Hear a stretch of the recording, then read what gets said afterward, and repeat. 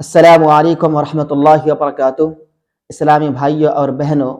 دو شخص ایسے ہیں جن کی مغفرت نہیں کی جاتی، جن کی بخشش نہیں ہوتی۔ رسول اللہ صلی اللہ علیہ وسلم نے فرمایا کہ ہر سوموار اور جمعرات کے دن جنت کے دروازے کھول دیے جاتے ہیں اور ہر اس بندے کو معاف کر دیا جاتا ہے، ہر اس شخص کی مغفرت کر دی جاتی ہے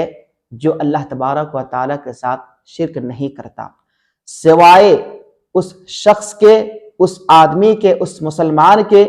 جس کی کسی اپنے رشتہ دار کے ساتھ، بھائی کے ساتھ، بہن کے ساتھ، پڑوسی کے ساتھ دشمنی ہو، عداوت ہو، رنجش ہو۔ ان دونوں کے بارے میں کہا جاتا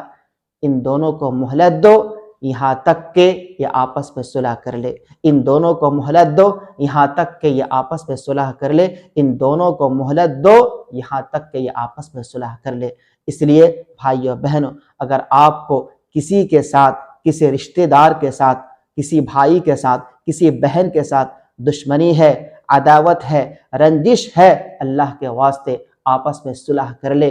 کیونکہ جب تک آپس میں صلح نہیں کریں گے تب تک اللہ تبارک و تعالی مغفرت نہیں فرمائے گا، آپ کی بخشش نہیں ہوگی۔